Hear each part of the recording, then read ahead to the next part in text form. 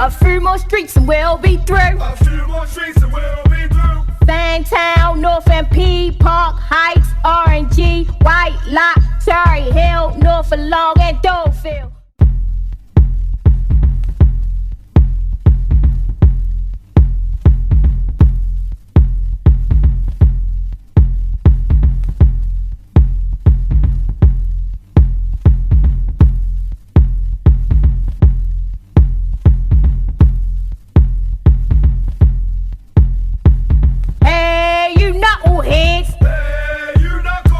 Walking down the avenue. Walking down the avenue. A few more streets and we'll be through. A few more streets and we'll be through. Fangtown, North MP, Park Heights, R&G, White Lock, Cherry Hill, North Long and Dolefield. Murphy Homes, EA, Greenmount, Barkley, Walbrook, JCD, Poplar Grove, and Evie.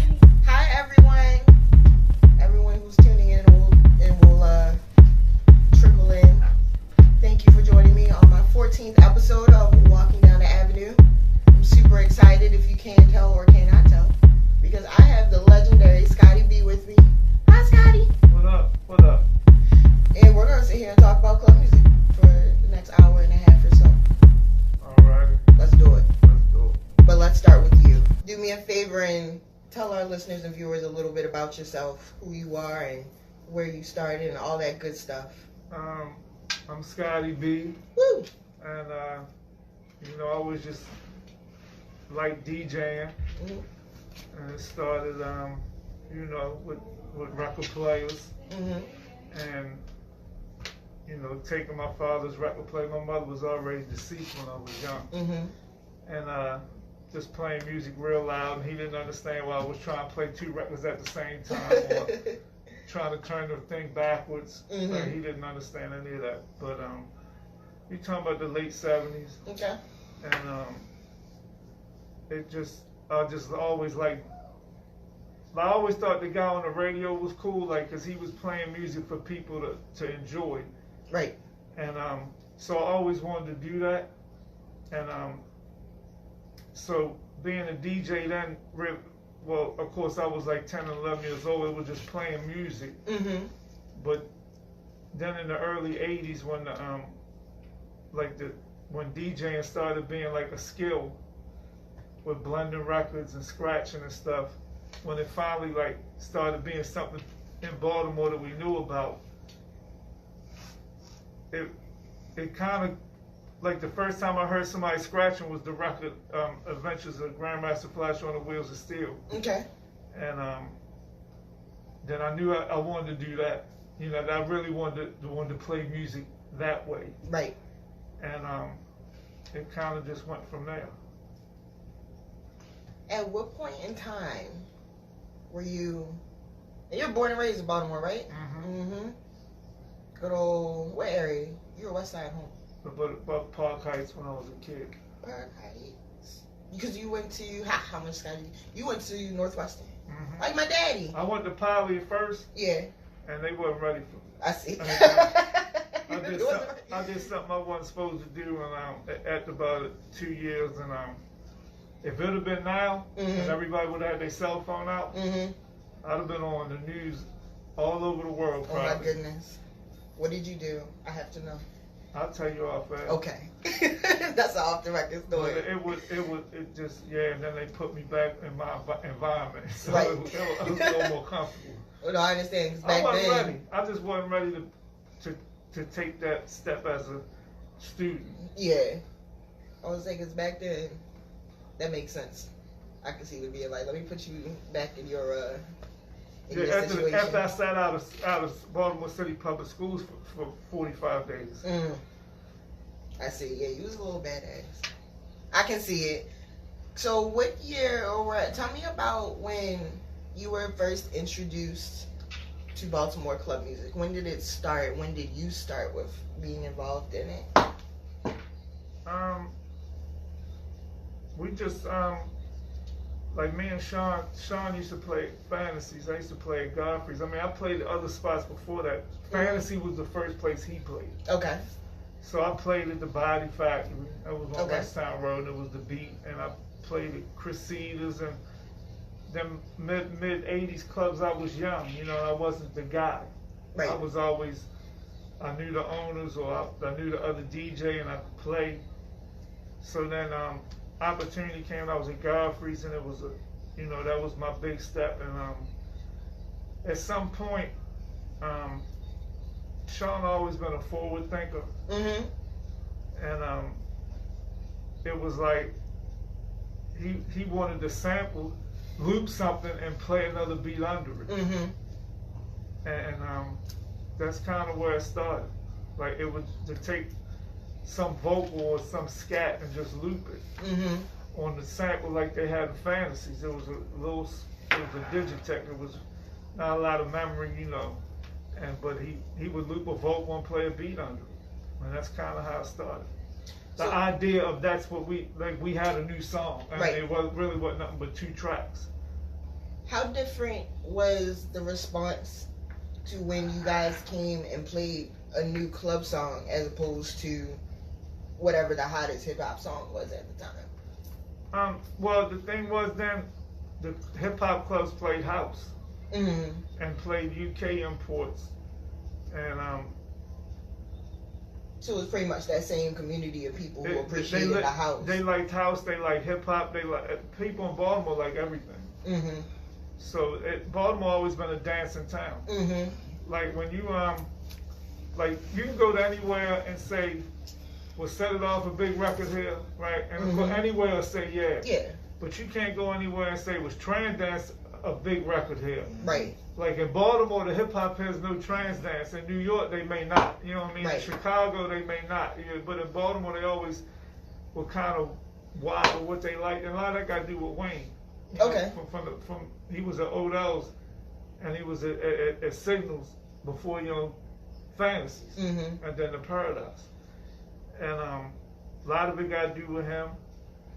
And it just kind of was. It wasn't far out from what we was doing. Really was already going on. Mm-hmm. It just wasn't going on here. Like them records that the stuff we were trying to do was already being done in other places. And then but of course then we're playing in our club, so we know exactly like, you know, they really like such and such, so we just put such and such with it. Mm-hmm. And it really was like some real simple, like, they weren't even something. I mean, we're doing something on a tape for 2 minutes Right. at first. It was like that. It really wasn't, you know, too much. But it was always for the floor. Mm-hmm. It was always people thinking as a DJ and what would be good for the party. Right. And that's kind of just, it was just a DJ mentality. So you would say that Baltimore club music is a genre that is inherently born from the DJ, as opposed to a producer first, because y'all were there making this music in front of these people. There's an overlap to it. Okay. I mean, it's like in certain musics and in certain, you know, scenarios, it's the same thing. Mm-hmm. You know, like you wouldn't expect like whoever's a big producer now, even any kind of music, to be thinking necessarily, well, if I could play this Friday, I can't wait to play it, because Right. they're not playing anywhere. It's not like that. They're not accepting. Even in house music, I think there's a degree of commercialism as far as, Sure. you know, what's hot, what everybody knows, Mm-hmm. and what they're willing to accept. And that really wasn't. That's always going to be part of everything. I mean, back in the '60s, I'm sure that was part of it too. Right. But also then, they had a confidence once they got to know you as a DJ that if you played something new, it was going to be the shit at some point because Right. you played it. Right. They know you. So it's kind of a little different, you know. Mm-hmm. Let me see. What was your first club music song that it was like, nah, this is Scottie B's first song that... Not the tape stuff. Probably Independence, which was really was a tape at first too. It just was 2 tracks. Do you think that the tape switching to the CD had a big impact on... It didn't do that though. It didn't? Nah, we had tapes, and then we started using reels.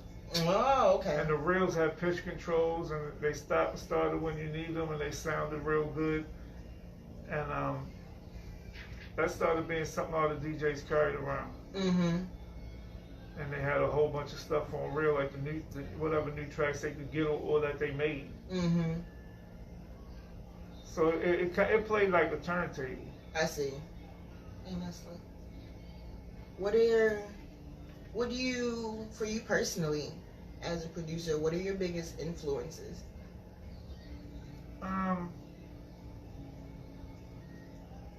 Whatever I'm playing. Whatever you spending at the time? Yeah. Basically that's it. You know, whatever I'm playing or I've played before, or, you know, Sean always says, we still looking for it to be 89. Like, we always say that, like, and it ain't gonna be 89 again. Mm-hmm. That's a good point, because I wanna talk on that, speak on that mentality, probably in a few minutes, because I feel like that's a little bit what the club scene is going through now, because I catch myself talking about, oh man, I wish it was 2006, 2007, 2008, and we're always trying to go back and get the energy of that era. 89 was probably where everything started, as far as not club music, but the Baltimore vibe, like that going out, and everybody was so damn pumped about going out and going here everywhere. Had a lot of places Godfrey's was after hours in the middle of Charles Street. That ain't never gonna happen. You know what deep on our stuff we talking about? Yes. Godfrey's, you know, the movie theater, Godfrey's was the second floor of that whole block. Okay. So it was huge. Like with that NWA, remember, like when you watched the movie there on tour? Mm-hmm. The dude that owned Godfrey's had them and was going to have them in there, but it got too big. Yeah. So he had it down the arena, but they all came there, riding cars, standing on cars in the middle of Charles Street. That sounds crazy to me. He was a part of this. That sounds crazy to me. I mean... But that just started being a Baltimore vibe. Like, every place always had 1,000 people in it, more than one place a night. Mm-hmm. And you know, it was just, you know, the club music thing was around 91, right? So 91, and then 92, 3, 4, 5, 6. Now I know people here going to say something way different, but that's our golden era to people in my circle. Right. You know, that they'll always say the early 90s. The mid, like going up to about 96, 97, like from the beginning, they'll always say that's it. What changed at the end of that? Was it just? Well, hip hop came back, and so you know, people had been hearing club all night in clubs for 5 years, right? So they were a little tired of it. To a degree, at least for the whole damn night. Right. And hip hop started being big again. You know, if you talking about 92, and you talking about Biggie, the whole Bad Boy thing, Pop, Jay-Z, like all this is starting to be big, you know, and they're party songs. So it started sharing space, and plus it was fresh because it was new again. Right. And then clubs started. House was still out there, but house started being like not next to club anymore as far as like how it sounded. And so house was still about as popular as it always been with hip hop crowds in Baltimore, but clubs started not being. And a lot of it had to do with the type of stuff it was. Right. And you know, Swift started being the biggest thing. Her audience for a while, and most of it was young. And so and plus the clubs started changing too. At one time, it would be a 15-year-old and a 25-year-old in the same club because they weren't selling alcohol. So these places had a lot of everybody. But then when these places started being alcohol spots, that started dictating a lot of how these parties went. And musically, and it kind of guided them musically too. I feel like of when we speak about this in the interviews, that's pretty much what it comes down to. When the people who were there in the beginning kind of always say once alcohol got involved in the main venues, that's when there was a shift. Because dudes was rapping about alcohol. Right. You know what I'm saying? And rapping about being cool and talking to chicks. I mean, that's just what rap is. You Right. know what I'm saying? And they just started being that. And plus, the stuff was hot. You know, that era for hip hop was banging. You know, it was. And people was drinking, and you know, the music was slow. Yeah. You know, and it just fit more into that section. You know what I mean? It just fit that more. And then, like, I heard this on here 100 times, and it's not ever wrong. You know what I'm saying? About, like, A. Mello said he was a dancer, and he started making music for dancers. Right. Or people was running to the DJs. That's what it became. You know what I mean? Like, over time, the focus of that culture shifted from the music to the dancing.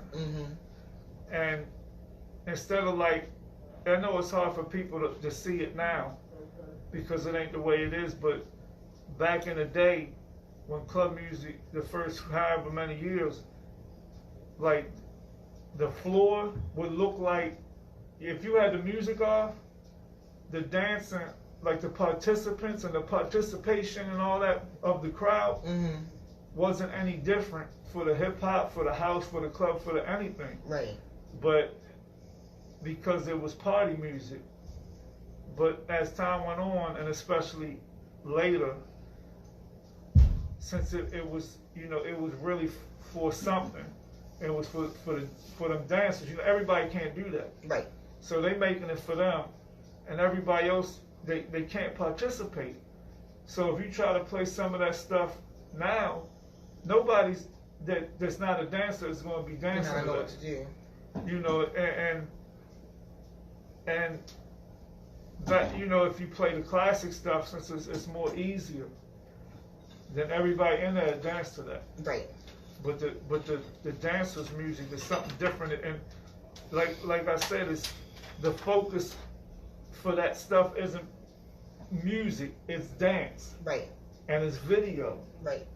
And the music is just a soundtrack. I mean, like when we listen to that stuff, and maybe I'm wrong, we almost can't differentiate the songs. Because first of all, most of the songs got a lot of the same elements in it. And but it's just, you know, it was a dude when Unruly. Hey, Mumbles, I know you remember Buck Beats. Remember the blue one? They was from Harrisburg, right? Right. So after Yo, like, started doing, him and this guy kind of shifted because it was two of them. One of them got into the church, and so the other one kind of choked out a little bit with music, like as far as participating with us with it, right? He started doing cheerleader music, right? He was the first person, like how you hear cheerleader music now is really, really fast Baltimore Club. It's like hip hop elements and a whole lot of argued it. Yep. He was the first person to ever do that. So really it came from him. Right. All that cheerleader music, how you hear that, really came from that dude Buck Beats. He started that, like, he got the idea, I think he said, because they said they wanted it, but they needed it faster. And he started doing it. He made it fast, yeah. And his ass started getting paid. Like, I can imagine. And since he's in Harrisburg, I don't know, you know, I know Tamil is a Baltimore dude. Right. That's what it is. Right.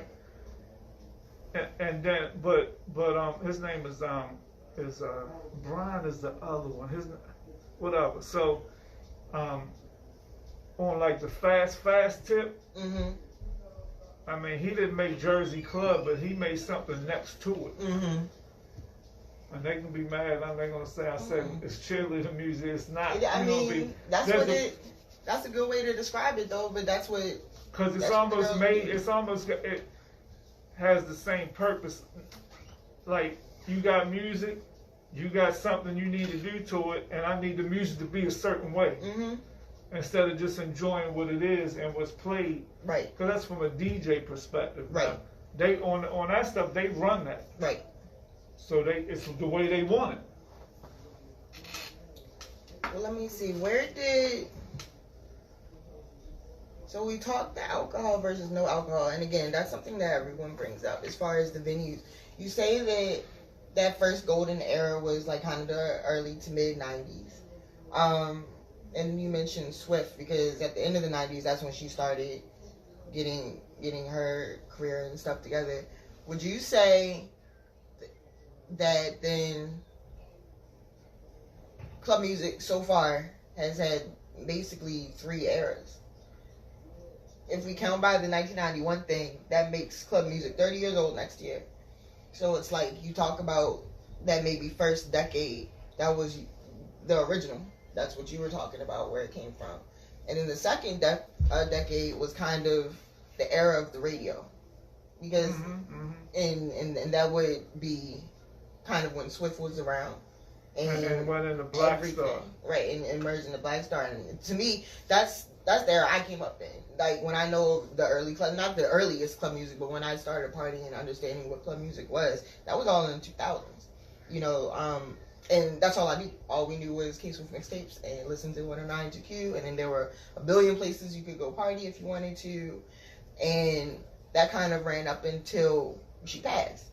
Then the radio era died with her, more or less. And even, I always like to point out, it's not even just, it wasn't just Swift, of course, because then we had X157 and Mike. And were you on that? No. I think it was somebody else. Regardless, there was that. What would you call what's happened to Baltimore club music and the culture post that? So we're talking 2008, 2009 until now, like kind of the past 10 years. Well, I think, you know, it went through that hipster stage. And,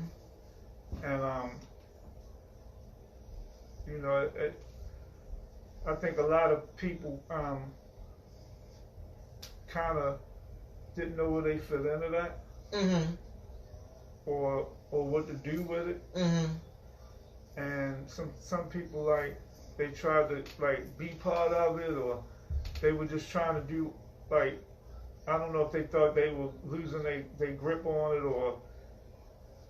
or what, or they thought maybe there was even a bigger opportunity because it was starting to be diverse. It was getting away from its root. That's how I looked at it. It's getting away from its root. And you know, I never really confined myself. You know, I do realize it's got to be Baltimore Club. It's got to be Baltimore Club. I understand all that, right? But at the same time, I didn't start with that. Right. And so, like, at some of them hipster parties, if I get hired for them, I'm playing hip hop at them. I'm playing how they were like, you know, we want to hear. That's fine, but if you want to hear me, right, that's what I'm going to do. I'm going to play. If you want this experience, I'm going to play exactly. I said, y'all like I'm even playing club, because if I'm playing somewhere in Baltimore, I'm not playing club. But I'll give it to y'all because I know you want to hear that too. But this is the whole experience. You got to understand the whole experience to really understand. If you let me take you on this whole trip, right, for the night, then you'll understand it. That's how I was taught to DJ. I was taught that because as much as, even though in the phase that I started partying in, I was with the hoppers, so we would want to hear club music all the time. I was taught that once I started DJing, there's like a schedule. It's like a Baltimore-ish schedule that you follow if you're playing the whole night, where you're not going to be playing club music at nobody's 9 and 10 anymore, even 11 o'clock. You got to build up to club music, and then therefore it is club music time. But that's part of that journey, and that's part of But you mentioned that there were parties, again, in the beginning, where you would go and hear club music the whole night. Club and house, but mostly club. Yeah. Like it'd be a hip hop party, right, like when people from out of town would come here, Mm-hmm. you know, they driving. Oh no, that don't look like us. That don't look like us. Right. That look like us. That look right? like us. Look what he got on. Look what he got on. Right. Look at her. Look what we going in. And then they go in, and it's something they ain't ever heard. Like, what the hell is this? Mm-hmm. And so it's, you know, it's kind of, it's like, and plus you have to hear it in this element. Mm-hmm. Okay. Like, I don't know if you know Fathom, but when he moved here, of course he goes to a party, it's jumping, they playing club music, right? Mm-hmm. He gives somebody a tape or a CD in New York, said this is what they listen to, it's hot. And so when they just put it on, they like, what the hell is that? What is this? Right. But you gotta hear stuff where it's supposed to be. Right. Like that music's supposed to be in a party. Like if they would have did that same thing and put it on in a party, probably for the first 5 minutes, somebody they'd have said, "What is that?" And then for the next hour, even in New York, they would have, because it would have. As soon as they started doing this, it would have been a whole different thing. But you just gotta hear stuff, and that goes with time too. You know, like, and I know we're gonna get to this, but about bringing club music back and that kind of thing, but it also has to, first of all, stuff has to be organic. Mm-hmm. It's part you do it, and it's part it happens. Mm-hmm. And that stuff, like it was a reason why, we took a certain beat and a certain vocal, even while that idea came up. Right. Because it made it relevant to what was already going on. Right. And then we had something nobody else ain't had. You know what I mean? But it wasn't nothing way out there. You ain't forcing nothing. I respect the dance culture. It's its own culture. Mm-hmm. So I'm not shitting on it. Mm-mm. It's its own culture that's thriving. Probably bigger than the music ever did, right? But you ain't gonna push that on the general public and go nowhere with it as far as them participating. They just can't do it. They can't do it. Now, if you can monetize what you're doing, right? Because it's video, it's made for video, and it's something different, And but for as far as people bringing it back, that you talking about going to the club, everybody dancing, kind of bringing it back. Mm-hmm. But it still has to make sense for what's going on. Like things grow, things like don't fall far from the tree, and music is a kaleidoscope. It over time changes a little. Yeah. Well, it's gotta be relevant. It's gotta be, if you really wanted something. How you know is that if you made something and you put it on, and people still fuck with the music you playing. Mm-hmm. If they didn't, then you two out there. You know what I'm saying? At least for the moment, the shit has to, like house was disco. Right. It's not that much different. Hip hop was disco. It wasn't disco. that much different. Right. So I mean, then it wasn't. So I mean, stuff like. Even how hip hop changes over time, it did. None of the stuff made a humongous leap. Right. It's small increments of change. Over 20 years, you compare them, it's way different. But year or two, stuff doesn't change like that. It's never sudden. Right. Right. So when people want to bring stuff back and all that, it's almost, you can't even look at it like that. I mean, you gotta kind of do what you think as will work. Right. It either will or it won't. See, I'm glad you said that because, again, now that is the getting back to how it used to be part of the conversation you mentioned. It's like I said, a lot of us, are itching for that, what it was like 10 years ago. Because it hasn't been like that for 10 years. And after a while, it was, what do I do? What do I do?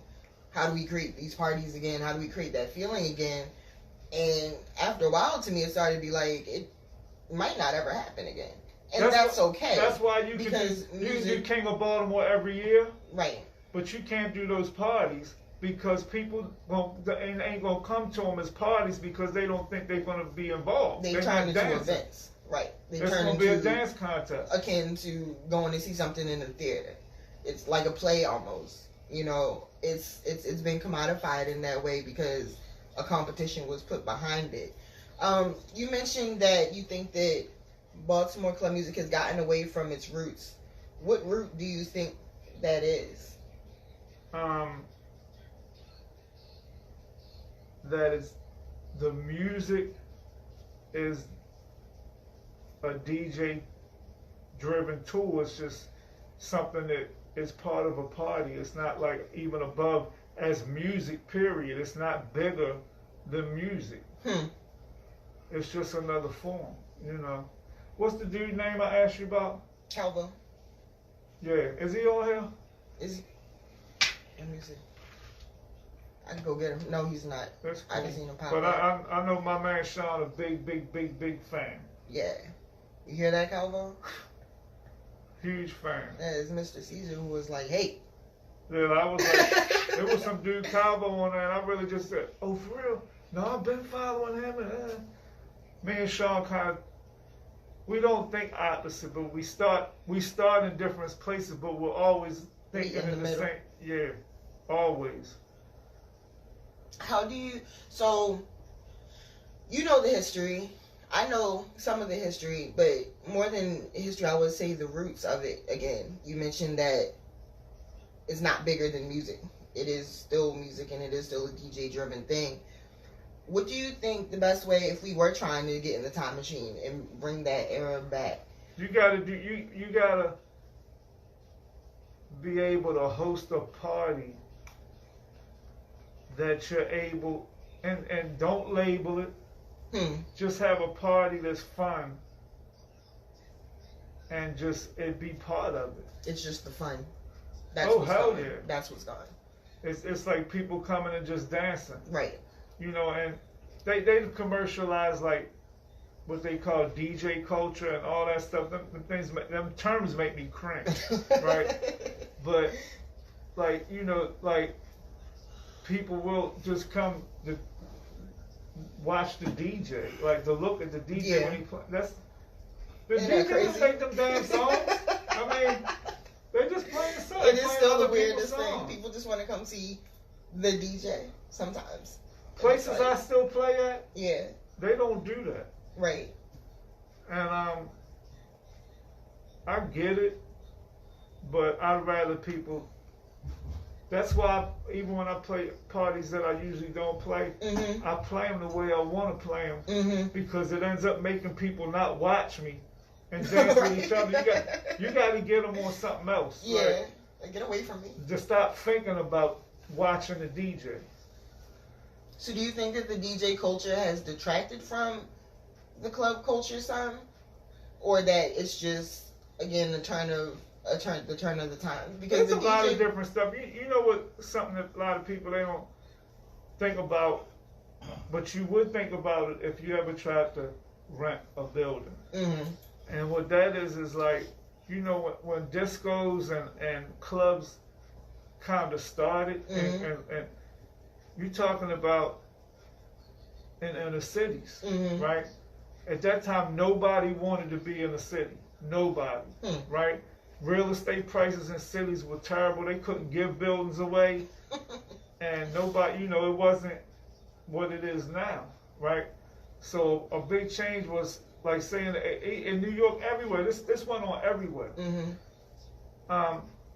So the buildings were cheap. Now, you know, in a club, right? You might sit on a club for 6 months to a year till you make some money, right? So back then, you give it a do whatever you wanted in renting spaces or very low prices per square foot or whatever. Right. You could afford to sit on a place for 6 months to a year till you made some money, till the place got going. But the prices they charge now, and they've been charging for the last 20, 30 years, you got to make money right now. That's why alcohol is involved, because with alcohol, you don't have to have the same amount of people and per person. Exactly. It's going to be 10 times the money. So, and plus you could sell other things there you can sell people watching games. It's a whole different thing. Like it's TVs and that stuff in a club. It's not no TV. It's not there, right? So you got to make money today, right? In these buildings now. You know what I'm saying? Because they cost too much, right? And that's kind of what's pushing out that whole idea of a nightclub or right. That's why the nightclub died in some cities. Everywhere, for the most part. Now, if you wanted to kind of bring something like that back, you would have to find a venue that you could rent. Now, everything has to be on a regular. Right. You know, once a month or something like that, you know, and you got to be consistent. And when you have it, got to be consistent. It can't be the first Thursday this month. It can't be the second Tuesday. Yeah. This, that. It has to be the exact thing every month. No matter what. It has to be every week or once a month. It can't be every other week. Got those people off. You got to make it very simple. That the idea of it is exactly this. What people ain't got to think about it is that. I feel like we're in an era where we're going to be able to, if it wasn't for the pandemic, I feel like we're in an era that is ripe for club music to return, because you have that we have that void now of where there's nothing to do and nowhere to go, so to speak. But Baltimore club music, for what it's worth, especially because of how you described it, is underground, has been underground, and will continue to be an underground genre. So it's like, the great thing about underground parties is that they do exist everywhere, and you can put them anywhere. So it's like, we have this plethora of talent and all of this music being made that never stopped being made, and kind of know where to put it.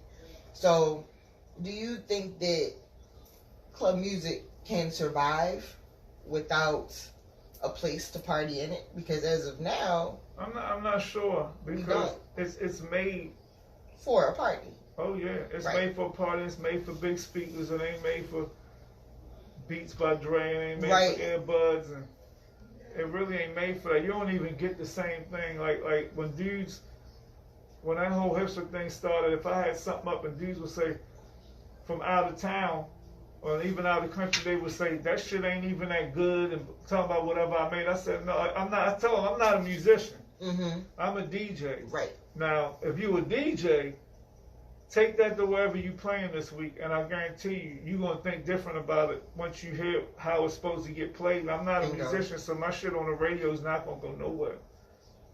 You know, Mike Mumbles over here is a musician. Right. Scottie B is not a musician. Scottie B knows nothing about music. Scottie B can't do nothing past boom, bap, boom, bap. I can't do nothing. That's just being truthful. Yeah. And so, but dudes like him and Samir and Class, I don't even think they really been trained formally, but just out of doing it, musicality. They just know how to do it, right? You know, and they train themselves, right?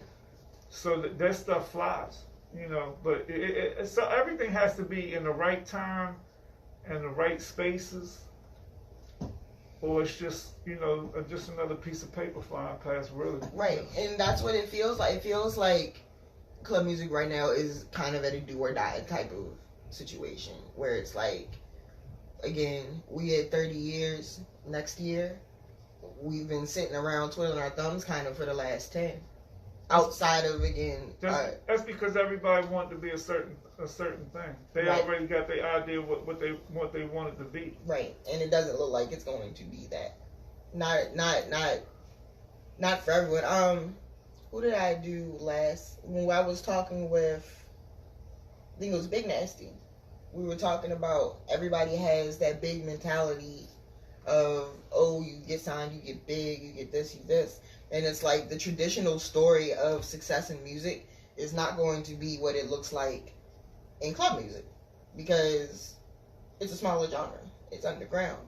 But it feels like so many people are waiting for that call from the station, you know, in certain types of placements like you see on TV. They didn't even put On the Ish in rotation. Exactly.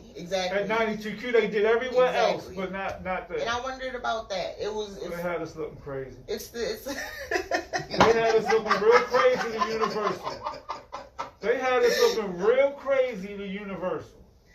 Like, how come y'all can't get that record? We paid y'all. Do And we know y'all why can't, that happened? in Baltimore, why y'all can't get it in rotation? But it was in rotation Everywhere. That's Everywhere the knows only that thing song. that saved us with Universal was the fact that it was in rotation everywhere else. They just thought it was weird. Like, that's y'all music. Part of it was because I think, I'm going to tell you what part of it was. Mm-hmm. Part of it was, and let me say the whole thing, was Swift and Griff. And not that they held it back, but because they had mixed shows, and to 92Q, well, that's all club music. So y'all, it's already on there. Like, I even asked Conan's my guy. Like, so why am I just cooking? So Swift on Swift's DJing on every day. And Griffin, they got shows. I'm like, oh, okay. It's just music. I mean, it's just another song. I mean, as a whole, the genre wasn't respected enough for something to be like, wow, y'all really got one. They should be here. They didn't respect it enough. That's so interesting. And I feel like what I learned in the 5 years I've been DJing and have been blessed to go to other places and DJ, other cities, the reception is always wild, wonderful when it comes to club music. Everywhere loves club music. They love it so much. Like, I've been in Toronto, I've been in Dallas, I've been in New York, Atlanta. They fucking love it. That's just all they want to hear if they know this is a Baltimorean coming to play it. And it was always a little surreal to me because you would think Baltimore club music, depending on who you were standing next to, is some of the worst stuff in the entire world. Baltimoreans hate club music. Some of them. You know what they it can't is? You know what stand it is? And it's like, because why is it so hard here? Well, first, when you out of town, but you're a Baltimorean, so they think it's, for whatever reason, the experience is better than their local DJ playing it. Right. It makes it authentic It's because authentic. you're from Baltimore, right? And, you know, here it's kind of like they follow the DJ more. So, like, Swift song, okay? Swift saying, I'm going to play an Odell set. Well, people would rather hear her play Odell's music at that time than Sean Marshall because she was the hot DJ. Right. So it's kind of like they follow the DJ more than the music here, which is fine. No, that's, It's all tied in. Yeah. But they're DJ loyal, period. Right. Here. Like, I played disco, I played hip hop, I played house, I played club, I played back to hip hop and house, and people that fuck with me, they don't care. Right. They're just gonna go with all of it. It's the trust of the DJ. But you know, in out of towners, sometimes I mean, because you know, first some places that don't have a music they can tie themselves into. So it's a little different. So is it just that we would have to find here a DJ who's willing to push primarily just that and gain their following so that it gets heard again? Or do you think that the radio at this point in time is mandatory? No, somebody gotta have a fun party somewhere And just blow it up? and play whatever, but play that and make some stuff. Make some stuff so they're invested in it, you know, and then it that brings it back. It is that, you know, you go to this place and you hear this and you might not hear that everywhere. And that's what makes it special. You know, right now it wouldn't be special. You just hearing dudes hollering they want to bring some shit back. As soon as it comes half back and everybody want to play it, then it's not special. It ain't even grow. Right. It didn't even grow into it. And one of my things about that is, you talk about you want to bring shit back. Say you do, I have a firm belief that even if you did, people want to know what to do with it. Plus it gotta be banging. Yeah. Like that shit of his I heard today, that's a whole different story. Like sitting on secrets. It just ain't, when you do that paint by the numbers shit, Right. people know what you're trying to do. Right. And they're not even going to accept it. You know But at the same time, there's a comfort in the paint by the numbers. if they like the numbers first. And that's why I guess when we get into the era of when we start talking about people who like and dislike club music and the eras of when it was that classic, we made this at 128 beats per minute, it's the same type of format, it's the same shape. People like that because it's comfortable. But at the same time, if you one thing gotta be different. One thing gotta be different. You gotta do something in that production process different. One thing, whatever it is, just one thing. You know how we really start. You know, me and Sean was sitting there one day. I said, you know what, yo, because we was still at that loop this vocal and loop this beat. Right. Nothing. It's an edit. It's nothing. Right. Right. I said, you know what, yo? You know how the hip hop producers, they like take one instrumental and they just loop it, but the other one they break up and kind of make their own loop. I said, we're gonna do that. Watch what's gonna happen, and that's how Independence came. And that's only 2 tracks, but it's one beat broke up and one thing just looped. And I knew that was gonna do it because it's all hip hop. Club is hip hop. It's all hip hop. So we just did the same thing. And we just used it. That's what Black Star said about. He told me in our interview that his first song told it. He was like, "You pay attention. It's only 2 sounds." And, you know, and he was like, we were talking about the grittiness of club music. You know, like what categorizes it. He was like, "It's 2 sounds and my voice." And he's like, I took that, you know, and made that. And it's like it's one of the hardest club songs of all time, still to this day. And you can play that anywhere today. And people will be like, yeah, fuck it, you know. That's how we used to always say, like, you know, add something, stop.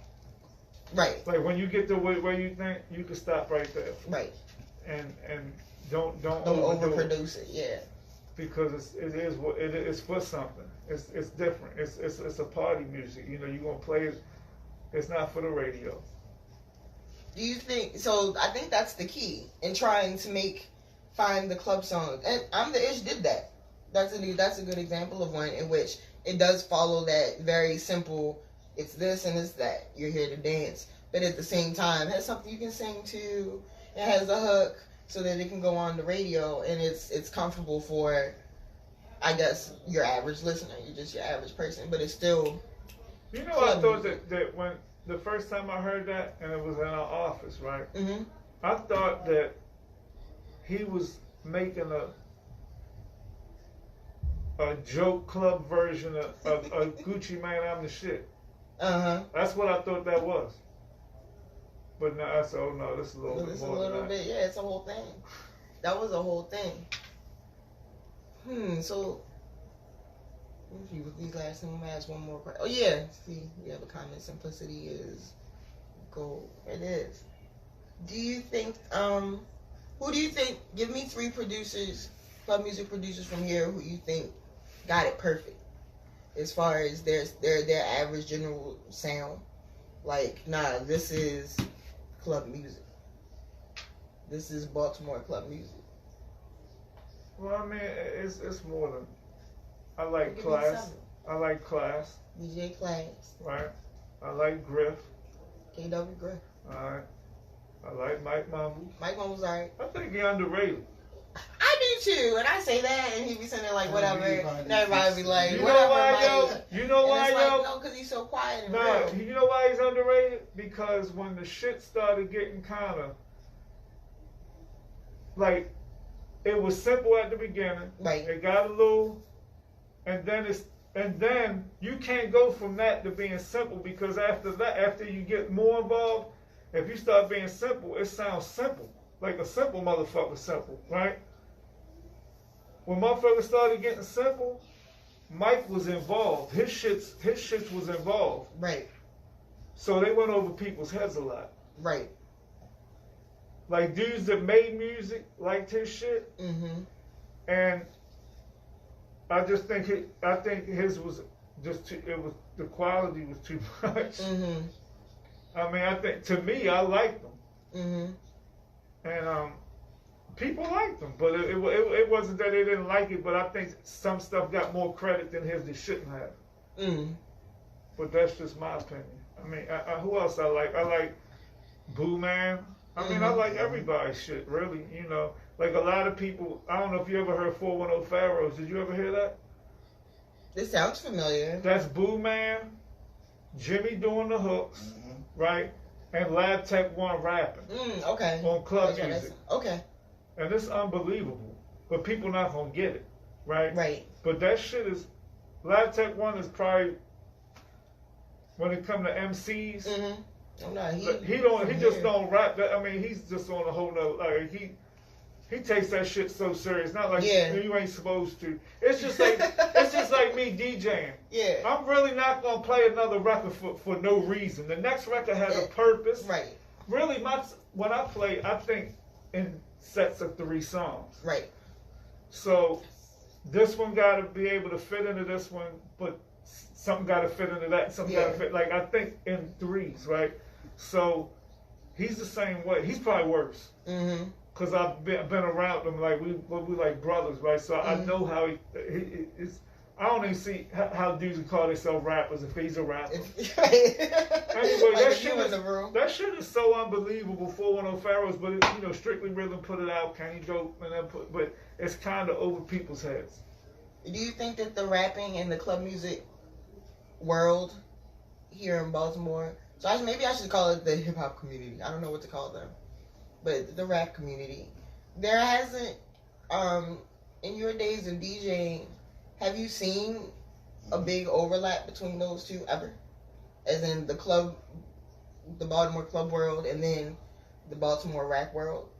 Because they both seem so rich, but I personally have only seen a few times when we joined for an event. I know Northeast Kings has some stuff like that. Yeah. And when people first heard Be Rich, they used to say the club song with the Jeffersons in it. But it's not a club song. It's just sample like a club song. Drinky Man is like, he's like on some genius level shit. And, everybody, I like anybody that has a song that's a hit. You know what I mean? Right. For them, I got, that could be anybody. Dudes could have one song their whole life. You know what I'm saying? I like all of them. Like, Jimmy Jones takes ideas of songs and switches the context. And that's why the shit's hit. Like, he could very easily take, like he did this shit with Apache, or like off the hook, off the books, Beat Nuts. And he took that, but when he did the vocal, he didn't do it. He did it out of and that's why the shit hit. He takes the shits and he does them out of context, and that's why his shit's hit. Right. So everybody got their little style. So coming from Rod Lee. Yes. Rod Lee. Like one of my most favorite experiences was being in the room with him when he did a song. Was Riley while he was creating? While he was doing the vocal, like he really gets into it. I would love to see that. The guy went, nope. From what was I about to ask? Let me see. That could be a 4-minute question because then it'll cut off.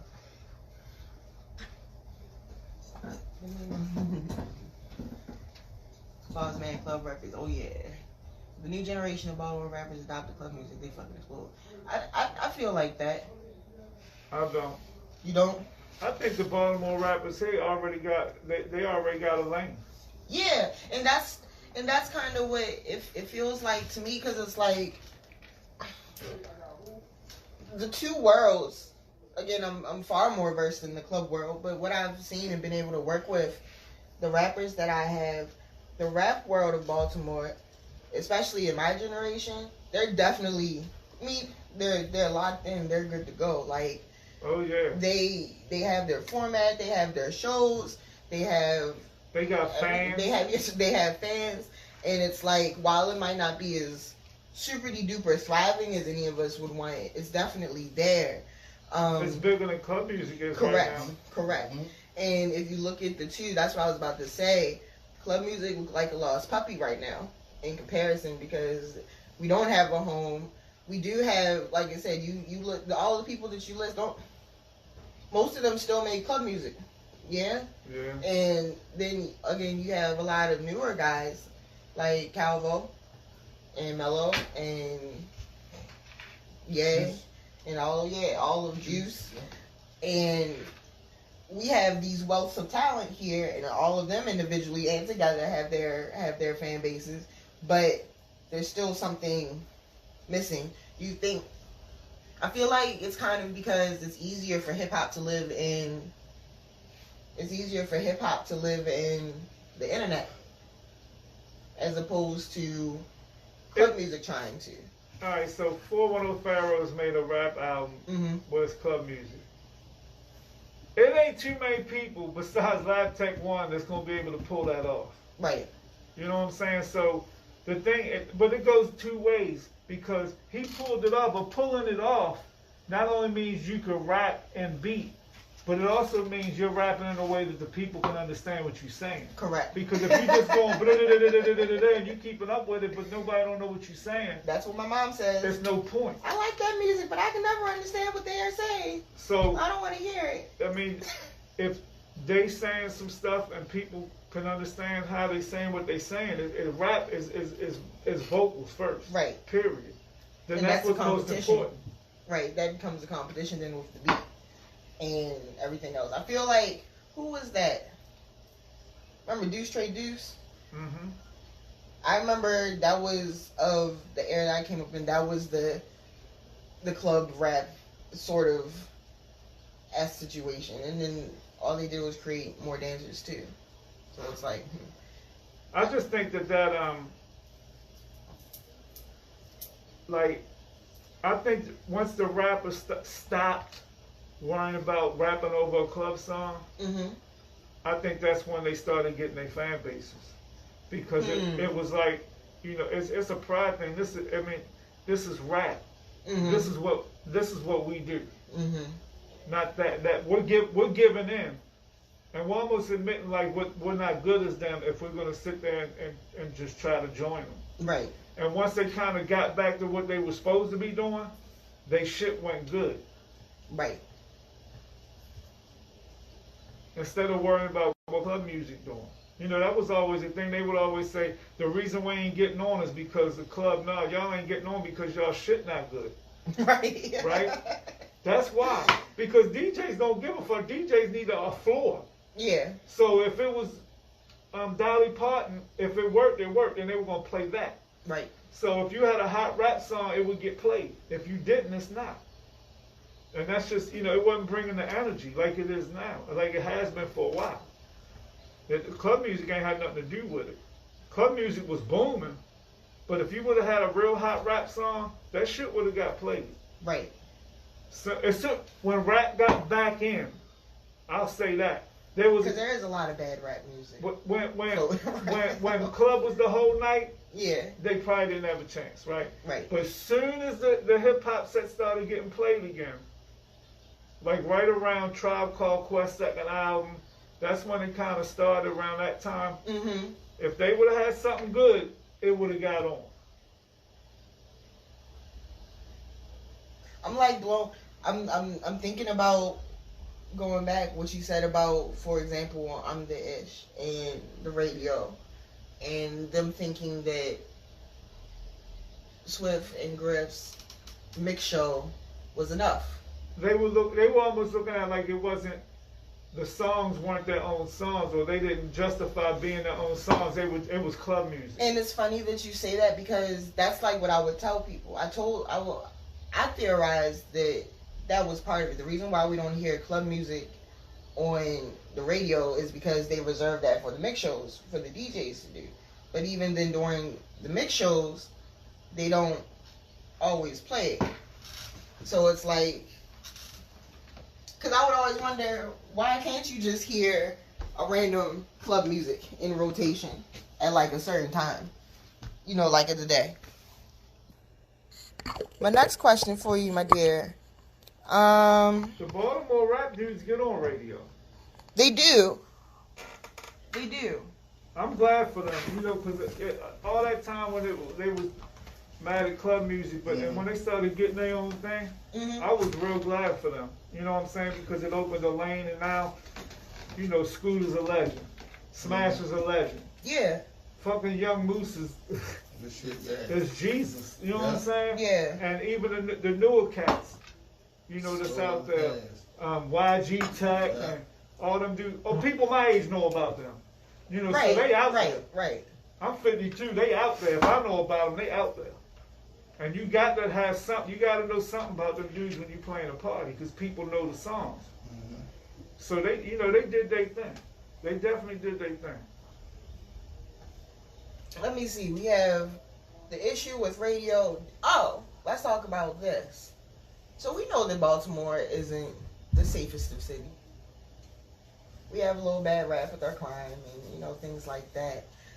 Do you think that where we are now, which isn't pretty, is something that we can salvage as far as having venues and parties? Because we have the alcohol conversation, and that did trunk a lot, but not too much, because again, Baltimore is a nightlife town. People know, adults know that this is a place. Baltimore was at least known as the nightlife town, you know. I don't think that matters. You don't think it matters too much? Because in the 80s, when you had your highest murder number. Right. You know what I'm saying? And I'm like, those are the same times you declared it was the height of the in the 90s, in the early 90s, when, you know, it was spiked again, and, you know, that was a Miss Tony thing, and, you know, he say pull your guns up, but nobody actually pulled their guns up. There's not a damn person here, Miss Tony record in the ozone running out there shooting nothing. You know what I mean? It's not, didn't make nobody do nothing. Right. It was just it's music. It's just music. Right. That's the only other thing that I've heard that's kind of on a keeping Baltimore back tip, is that, especially when you consider, if you're talking about club music, so much of it did start, at least again for my era, when even though my mommy wouldn't let me go out as much as my friends, we were 15, 16, 17, you know, 40, some of them younger. And even when I was talking about the producers, so many producers here, they started making music at like 13 and 14, for real. You know, and that's young. That's young to be out. That's young to be in a party environment. So it's like, that combined with the loss of venues, you know, we're in here bitching about places that don't want people under 21. Try under 18. You know, it's exceedingly hard to find a home for this kind of that sound. You know, it's like, that's part of why I think that the radio is so important. Because radio is all ages, 24 hours, all the time, no matter what. You know what, though? And we're talking about people have less access to what it's supposed to be because of venues. Right. But on the other axis, on technology, way more people got access to it. But just differently. You know, like 13-year-old kids wasn't making club music, you know what I mean? Or making anything, because you had to go to a studio. Or you had to save $2,000-$3,000 to get a sampling keyboard, and today, with no sample time on it, and today it's $5. Right. Or you could do it on your phone. Yeah. You know, it's just different. You know what I mean? Like the accessibility issue is just different. How much? How's that, Petty Penguin? He has a question. Well, I'm turning his comment into a question. He said, talk about when clubs wouldn't allow you to play club music because they thought it was fighting music. Still happens to this day with clubs and bars banning it being played. How do you feel about it? It was only certain songs. Oh, really? It was only certain songs that they banned it. But you know what else, though? Yeah. I'm not even going to say this to like push it on myself. It just depended on who you were as a DJ, because they weren't going to tell a certain person not to play nothing. Like, hey, look, I'm going to tell you what. The ozone was open, right? Tony used to be on the mic. This is when Pull Your Guns Out got made, right? So he comes down there with the tape one night. Duke that owned it, right? You can't play that. I said, huh? I said, 2 reasons why I can, right? I said, he's in here anyway. How I'm not going to play it? Yeah. And he say it, right? And plus, I'm Scottie B. I got to be the one playing this. Yeah. I'm going to play it. Right. So just hire some more security or something. I mean, tell Yeah, them if to do you're their that damn job. nervous. Right. I said, all these other songs, it ain't no different. And you recognize his voice and what he's saying. And I said, I'm playing it, so it's just going to be a problem. You just gotta have to deal with it. I mean, this year, a dude said, don't play Knuck If You Buck at the end of the night. I said, man, I'm not doing that shit. Play whatever. What are you talking about? Mm-hmm. I'm not, nobody ain't telling me what not to play. You can tell me what to play, but you ain't going to tell me what not to play. I respect that, and everybody should. But that's that. No, but that question, it's it's valid because people try that shit. Yeah, people. Like, but to be honest, that happens. But the songs came out that way because they were purposely made that way. That's one thing we should say. Is it a fucking song? Is it a fighting song? That's it. Every single interview it comes up. Is it a fighting song? It's either or fighting or song? fucking. That's it. That's all we have to party So about. they was fighting. They gonna fight off of that, and then we good. We record that. Mm-hmm. Like, that's the goal. The energy. It's the energy piece. A house song could have that kind of energy. Work that motherfucker got that kind of energy. Yeah. I mean, but no, that's a good question. That's a real good question. But you know, people lose jobs over sometimes. You know, like, hey, when the Paradise first opened on Friday, and Sean went down there wanting to play hip hop, when nobody playing hip hop, and they definitely wasn't. They wanted him to play more house. And club was just really starting to bubble. So we was in the booth, and we went to New York, and they had played it a certain way, and said, yo, you could play. He said, no, I don't think I can. I don't think they'll like it. I said, no, I know they will, right? And he played it. Everybody zapped out. And that's when everybody started playing their little hip-hop sets. Wayne came in the booth and said, oh, no. He said, Wayne, look at the floor. Right. He said, I'm not disputing the response. That's not what I'm trying to do here. Right. So the next week, Sean did it again, and did it again, and did it again. And then everybody started doing it. But, I mean, you know, he was like saying away, but you were a DJ, don't you understand? He said, of course I do. That's not what I'm disputing. Right. That's not what I'm trying to do here. But at the end of the day, you really can't. People say you can kind of, you got control over who comes in. You really, you don't. I mean, as the DJ, if you're good, you're going to make people like anything. Anything. Exactly. You're going to control trends over time more than you're going to control people that come in there. Somebody might come in, I don't like house music. But people that come in there and may not have an affinity for it at one point, if they keep coming in, they're going to end up being house heads. That's what's going to happen. Exactly. That one person is going to end up coming, well, I thought you ain't want to come in here. Man, well, fuck y'all. Right. Everybody in here, ain't nothing to do. And I feel like that was people's. It's funny that you mentioned being able to have that type of, I don't know, do you want to call that clout? Do you want to call that power? Because you mentioned that, and it's like, the DJ is going to play what the DJ wants to play, and that's how we're going to rock. Because the DJ got a pride. Right. Absolutely. Because they got to walk out and hear people mouth doing it. Exactly. Or whatever. The whole time. We worried about other DJs getting the jobs. Right. Nowadays, though, right, I don't know if you tried to pull that, if they just wouldn't switch you. Because the way that, again, you know, it's more about the venue and all that than anything else. So it kind of don't, you really probably couldn't pull that because it wouldn't matter. It wouldn't matter. They would just get the next decent DJ that would listen, and they probably could pay a little less than worry about Scottie B with the ego. And see, it's like that market for the DJ has always kind of existed, and it's funny to hear you say that you would go so hard back in a time where there was 1 billion parties, and that's the cool part about it. It's like y'all had 1 billion venues, 1 billion nights of the week, and so you could carry it that way. But people also knew I was going to ride for my people. Right. So they were going to get it. Right. And I could not turn my back on them and don't play something because Duke ain't want to hire enough security because he cheap. Or didn't want the headache. It's a nightclub. It's shit like that happened. But people knew that I would feel bad. Like I could not do that. Right. I couldn't. That was my purpose. I could not do that. It didn't matter. I'd lose the job.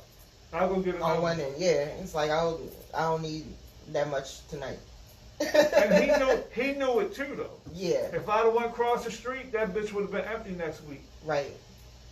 Nowadays, it doesn't matter. I don't know if that's right. I don't know if it's like because there's so many. Because I tell that story all the time about how we used to party every night. Wednesday night, Tuesday night, Thursday night, Friday, Saturday night, Sunday night. There is somewhere that if you want to go shake your ass, you could do that. And not only was it a place, there were multiple places. And like you said, half these places were after-hour spots. So you could hit up 2 and 3 spots in one night if you wanted to. That sort of wealth isn't here anymore. So it's like the way the owners act towards DJs, I feel like may have switched some because it's now special to be in a place because they're on so many places. So they're like, crack the whip, we're going to do what you say. And it's like, but no, because it doesn't allow enough land for a DJ to grow their crowd. When I first started playing in one of them places, the dude said, you know you got to slow it down for a minute so people can drink. I was like, no. And I still don't, right? But it would just, I started seeing the difference, like, in the different kind of spots. And I said, man, if I make them dance harder, they'll just get thirsty. They'll come drink. They worry about selling drinks. Right. Tell me a story. Where is your absolute favorite place to play club music? Like, what is your great experience? Like, yes, this is exactly where club music belongs. It sounds the best. It feels the best. Well, the Paradise was one of them.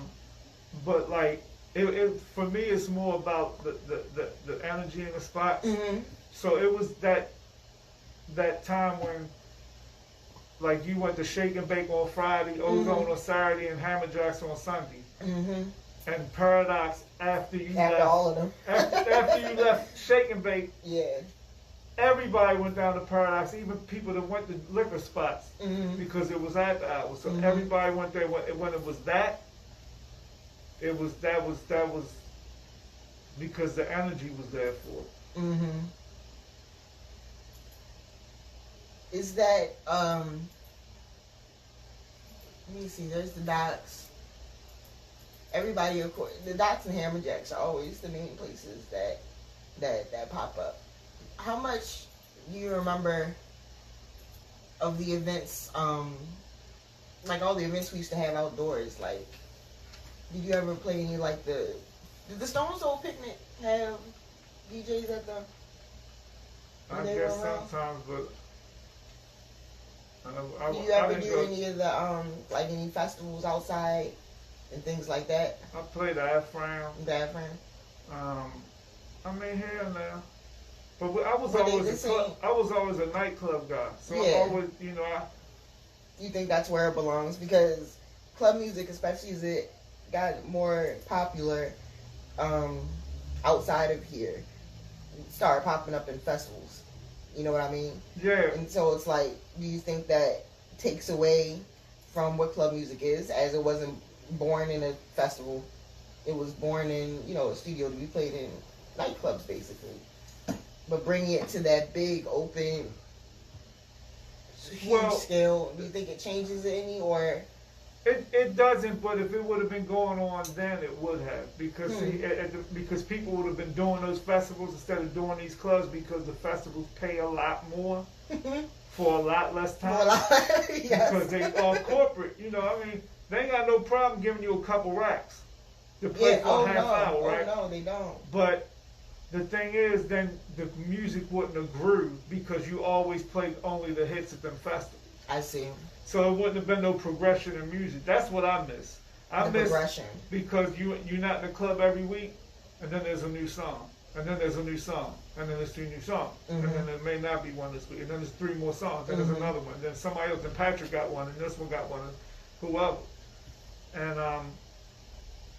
so and it was like a couple different, like I don't mention Patrick a lot as I should, but he had his thing going, and his thing was different than ours. Right. It was the same thing, but it just was different. And it was fun to hear just anybody making it. Like, because, you want to hear stuff other than yours. Yeah. It's a different perspective. And Kenny B, you know what I mean? And whoever. So in our last 20-ish minutes or so, let's talk about the future. Where do you see club music going after tomorrow, as it stands today?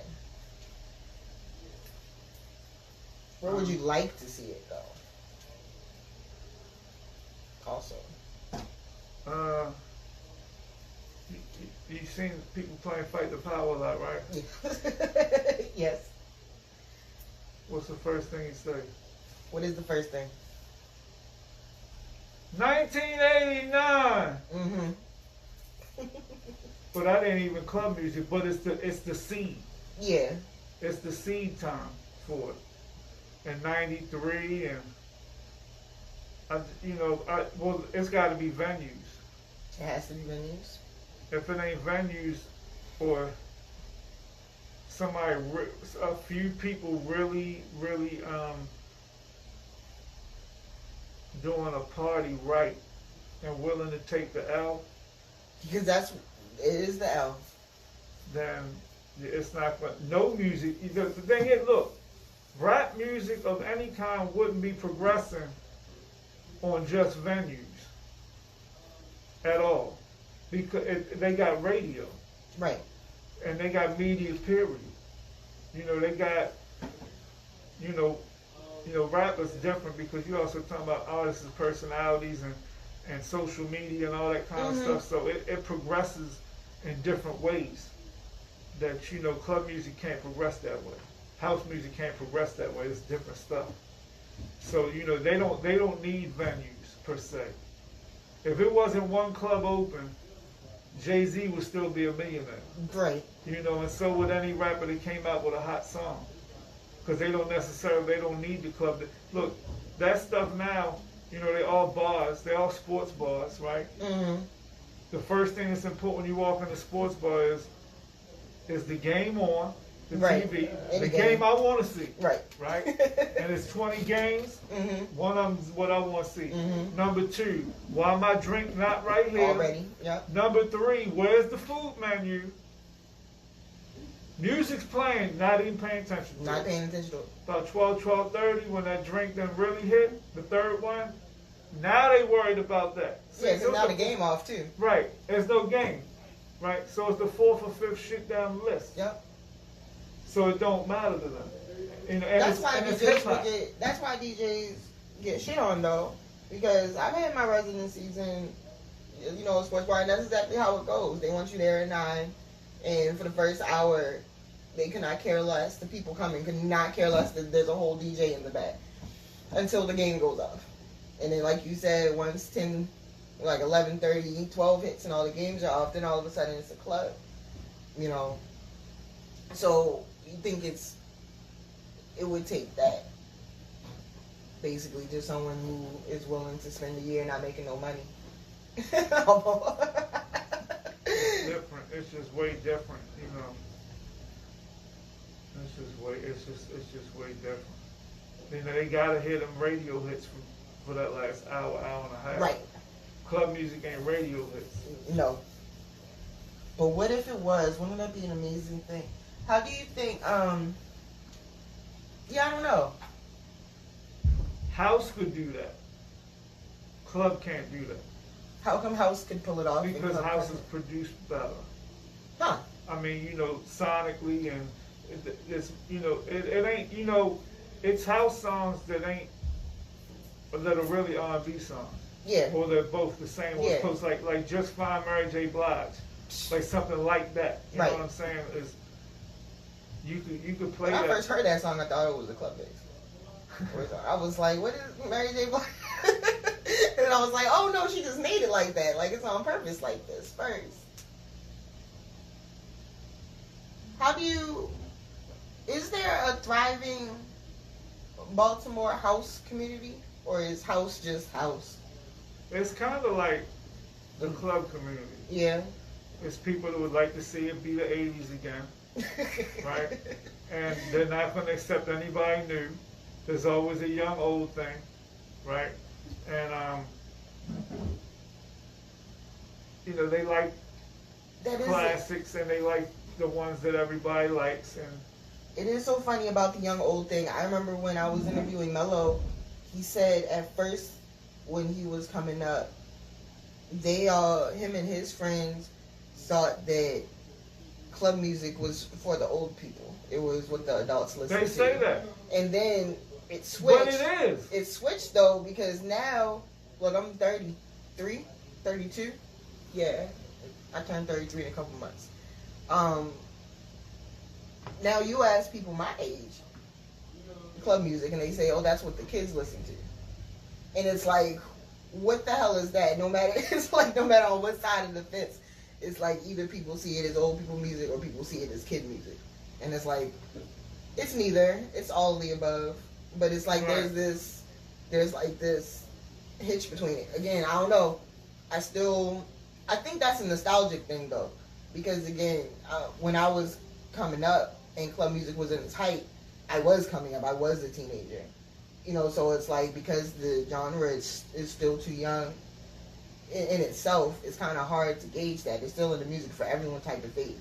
It's 30 years of music is not a lot of time at all. It's like a blip on the radar as compared to hip hop period, or disco period or dance music. Well, people's period. tastes change. Like my wife hears stuff and she'll change it, right? Mm-hmm. But these exact songs she liked before. Mm-hmm. But she didn't got older. Like right. You know what I'm right. saying? But I'm just different. But she might change it depending on if she's out, then she'll listen to it. But if she's sitting somewhere, it'll hit her different. So she's not gonna take to it the same song, and she knows the songs. Mm-hmm. So it's not like she don't know it all of a sudden. Like she knows it. She'll take to it different. It's just the different age people. Yeah. Like they'll like club for breakfast. They'll like club in school. They'll like club, whatever. Right. And at night too. Older folk they listen in the club every now and then. And more appropriate for where it's supposed to be played at. I see. Like at a party. They're not going to listen to club music just sitting there with the football game on. They're just not doing that. When I was talking to Ye last week, that's who I was talking to. We were talking about the appreciation of club, and he was saying that he is one of those people who can just turn club music on at any time and kind of just rock with it like it's music. And it's like not everyone is like that though.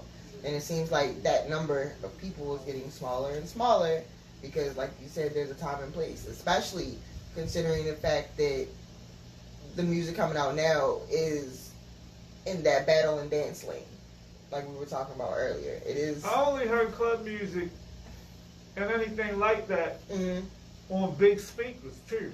Mm-hmm. Yeah, Like- so just listening off your Bluetooth. No, I It's worked not at the the record same. store, right, or in a club, and that was it. You know what I mean? That was a big portion of my day.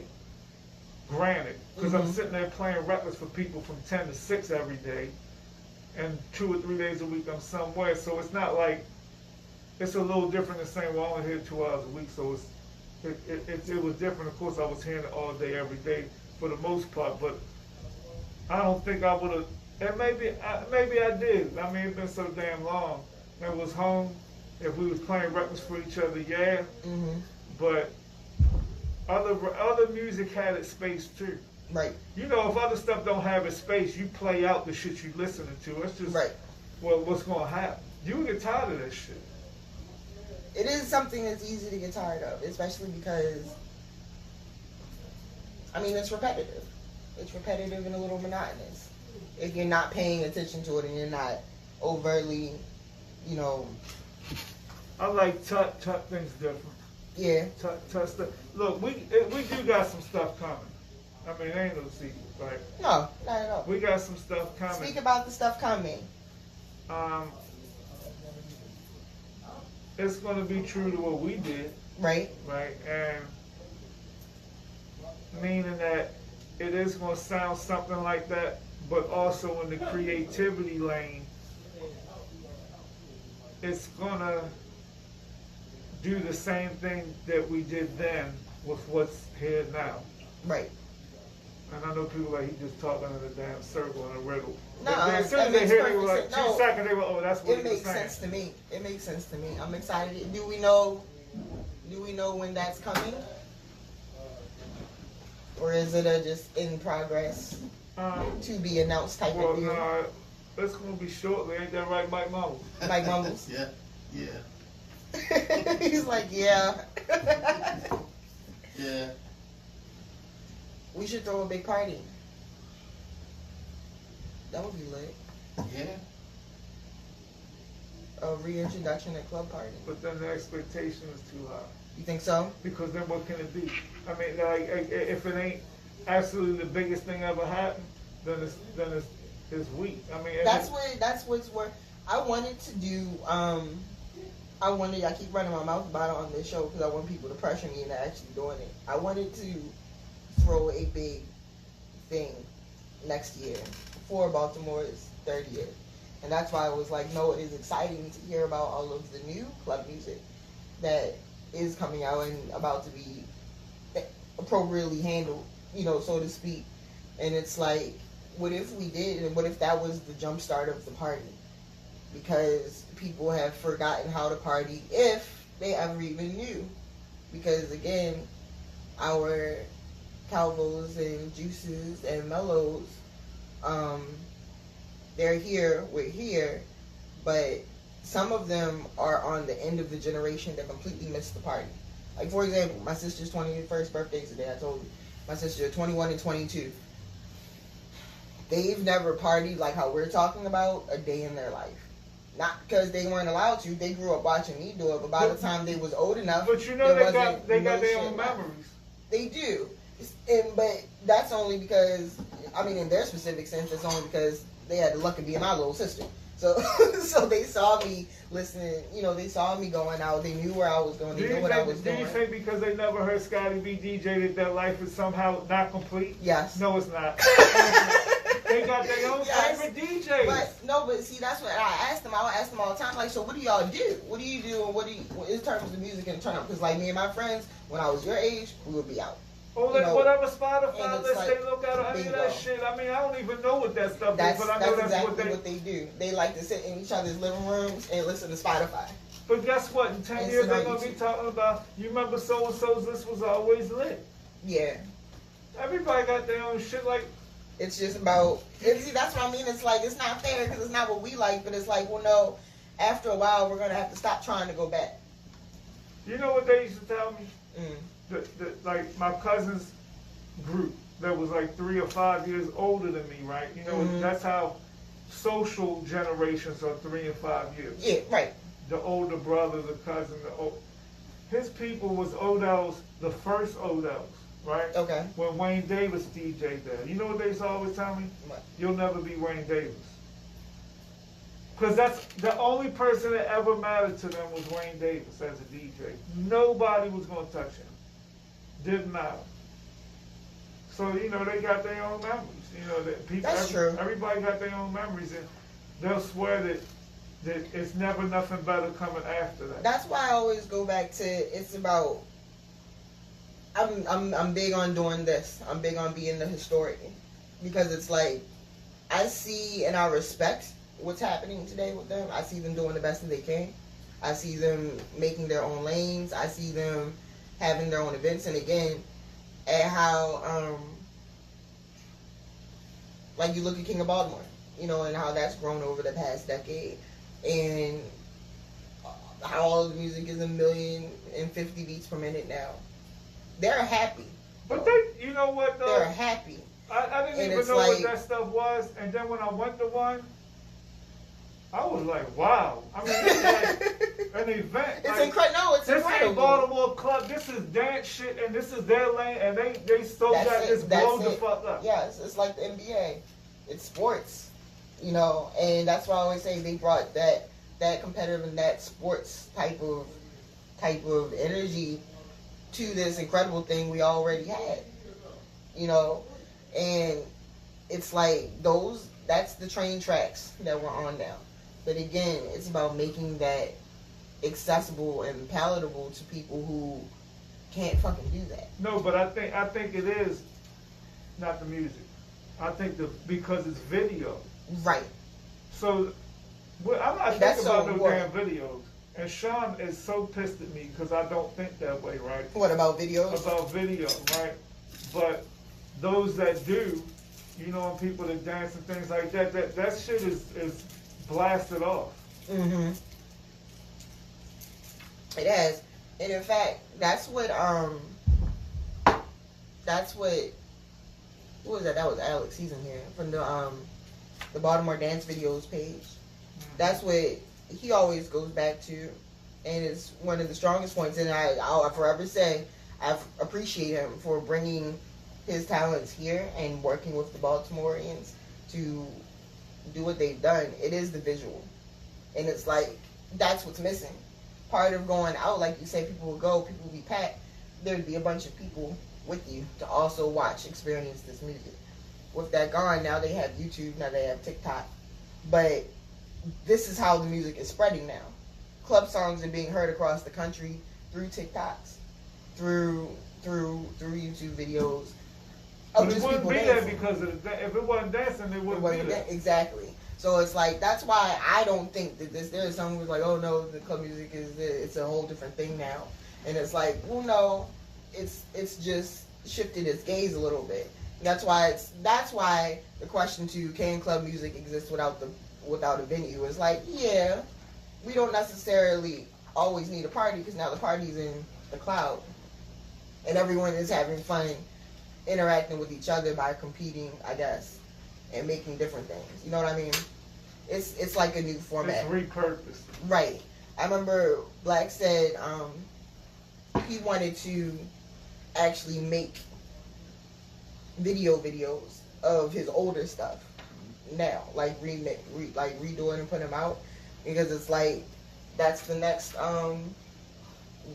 degree that like came in. That's the next dimension of it, and it's like finding a way to merge with that. We need a cable access show. That's what we need to have it like what did he say? He said there's two sides to this because the music needs to be there, but at the same time the dance style is being used in other cities and other parts of the world. Right. Yep. Pretty much. Like I said, the dancing now is, it used to be the radio that was the train tracks that took everybody everywhere. Now it's like as if the dancing is. And like you said, none of it is bigger than music though. And it is still just about soundtracking this movement thing. Right. Right. Ooh, interesting stuff, Mr. Scottie B. What did I ask you? I don't know. Tell me about your wildest DJ night here that you're allowed to tell me on air. I've just been allowed, like just fun shit. Just fun shit. That's what it is. It's just fun. I feel like that's the element. I feel like that's the root. Because that's what all you guys said. People used to just go out and have a good time. But you know, they're not missing nothing because that's not their fun. The Right. younger people, it's a whole different shit with them. Like if they got their phones out and they standing on the corner somewhere doing whatever or making TikTok video, I don't even understand that stuff, right? But if that's, whatever, it worked for them.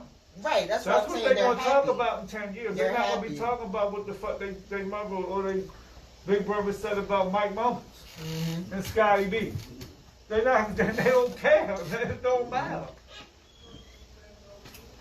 That's it. Let me see. Does anyone have any last word while I have you here? We talked about the radio, which is always super important. We talked about the venues. You love the Docks like everyone loved the Docks. 1991, you say. In 1989. 89 was so much the shit. It's funny because that was before, but it was the seeds. But it was right. It was the seeds. And that's what everyone keeps saying. I always ask, like, when was the first club music? And everyone's like, it was like 91. But when you talk about those DJs, even you, and the places that these parties existed in, a couple years before that is when it was really like, that's it. That's the way. That's the move. Like Black's Posse, don't hold back. It's never gonna be. People think it's a club song because it got played with club music, but that came out before. That's like Bless the Funker. Them records aren't club records. Them records are hip house records, right? Hip house, yeah. That's the seed, right? There's never gonna be songs made like that again. And that's okay. It may be, but I mean, there's nothing that ever gonna beat that. Right. It may be something as good as that, but it's not nothing's gonna beat them records.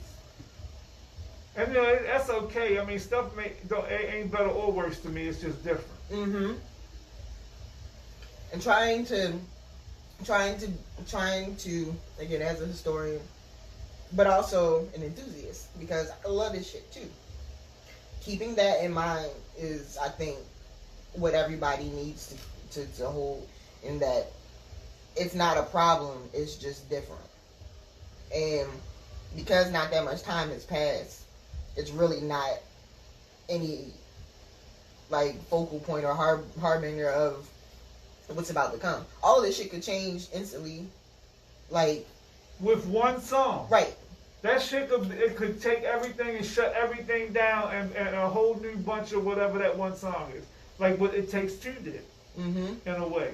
One song could change everything. And the thing about it doesn't even have to be a club song.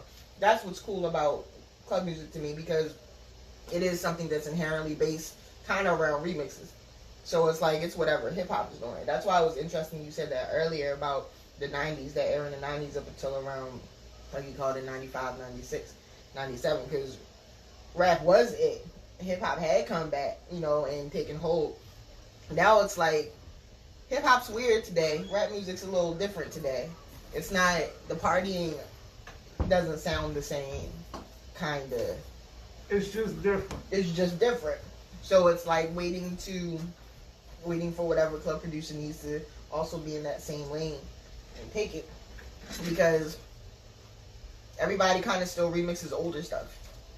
And the remix world, correct me if I'm wrong, works on like a delay anyway. It's like a 10 and 20 year delay of music before it gets popular. Like how now everyone's into remixing like all the New Jack Swing stuff. Really? And like, what is that? Music that when I was in middle school. So I'm talking music from like 97, 98, 99. Like boy bands and like stuff like that are now in like the early 2000s are now getting sampled popularly today. It's like they finally hit over that hump.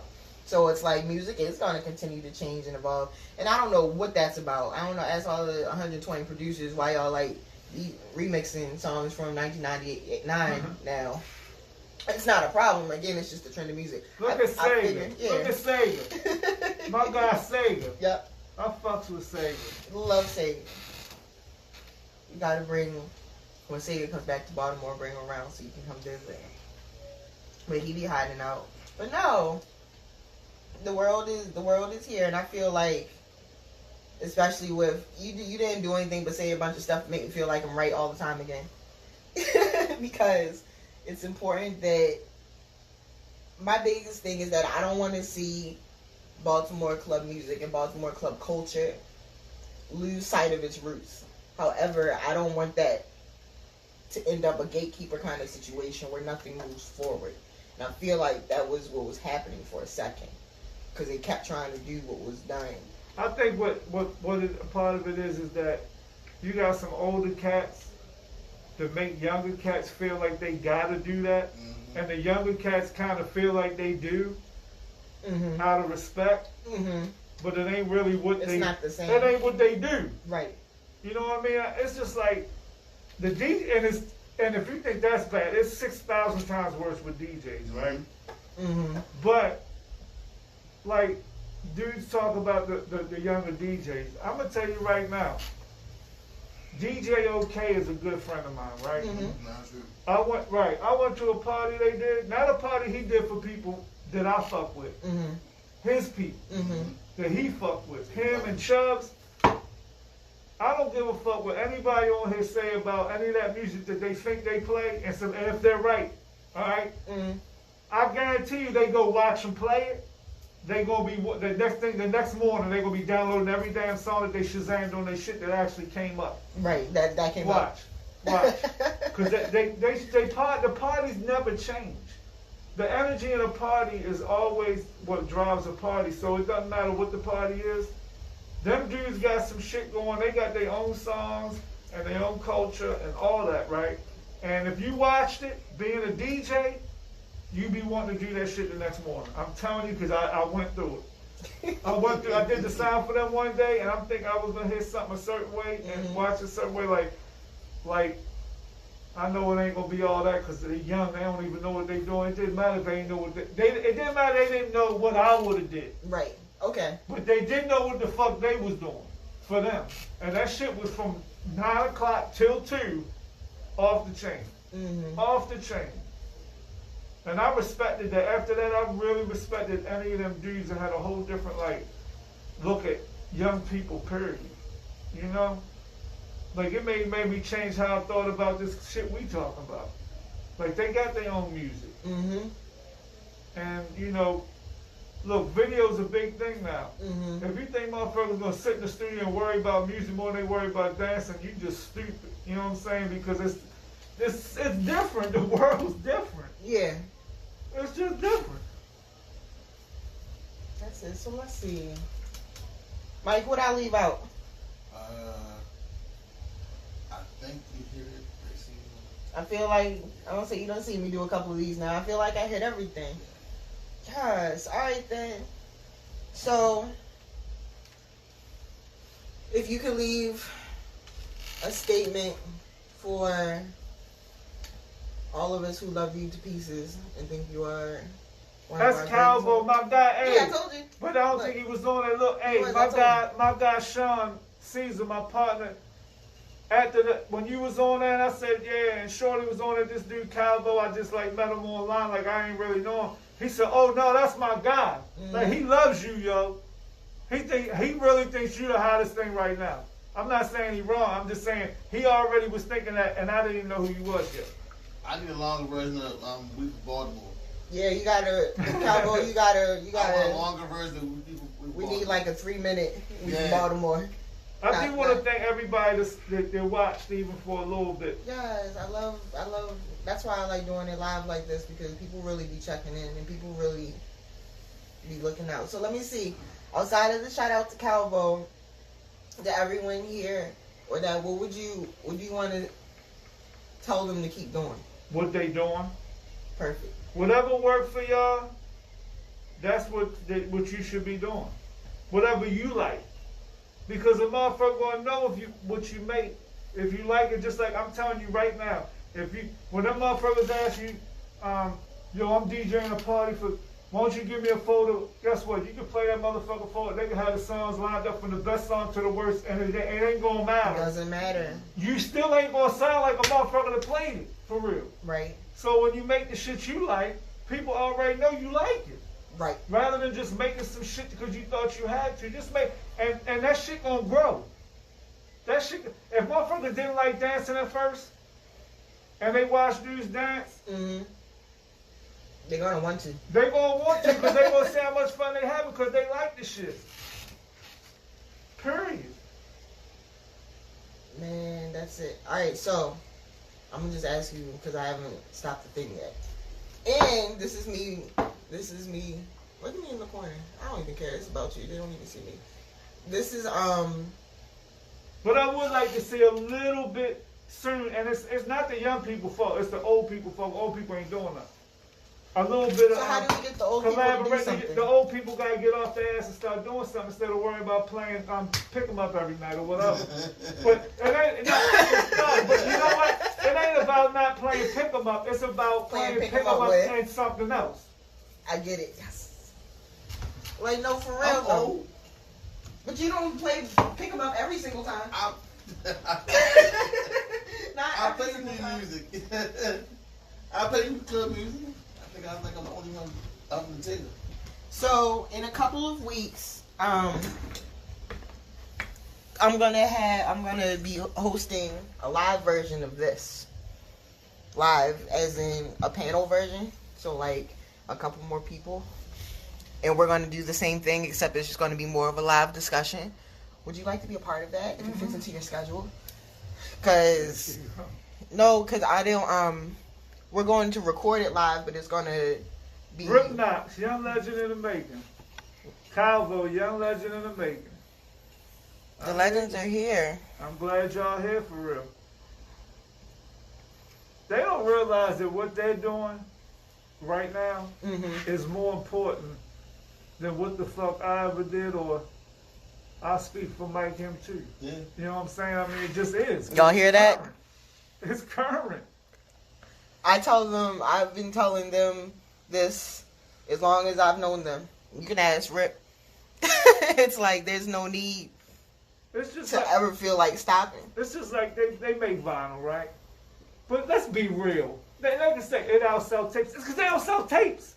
Yeah, That vinyl shit ain't selling, but so that shit don't matter. right, That's just some novelty bullshit inside of Urban Outfitters. right. That shit ain't in a DTLR. I mean, that's what the fuck it would do now if it was really doing numbers to be in a DTLR. Oh, guess what? It'd be a record store. Right. And there's only but so many of them left anyway. You know, so it ain't, all that novelty old shit is one thing, but the shit that's current or next to current is the important shit. Yeah. Period. So they're important more than anybody. You is important. You hear that? Everyone's very happy. Huh? They need to hear that too. They They do. think the old motherfuckers don't fuck with them. Yeah. Don't pause. Because they still think they they supposed to be up next. That's why all of them still waiting to be up next. How do you unpause the video? Okay, well, we're getting ready to get out of here. Thank you, Scottie B. Appreciate y'all. I appreciate you. And next week, I'll be back next Tuesday with Neek from Be More Than Dance. Yeah? Yup. We're going to sit down and have that whole good old conversation. He's on some big shit. He is. How old is it? Yeah. He's okay. Oh, look, I didn't know what I asked He question. tried to build his own shit and he did it like he could have, tried to go with somebody. He didn't. Mm-hmm. Built his own shit. Mm-hmm. I was telling that. Shout out to Neek. Shout out to Terry. Of course, I'm going to shout him out. Ooh. And I think after that, I'm going to get Buck Jones. Okay. Buck Jones is waiting for me to get in there too. Alright, I'm ending the live because I think it's being funky. Thank you. Love you all. Hey, you knuckleheads. Hey, you knuckleheads. Walking down the avenue. Walking down the avenue. A few more streets and we'll be through. A few more streets and we'll be through. Fangtown, North and P.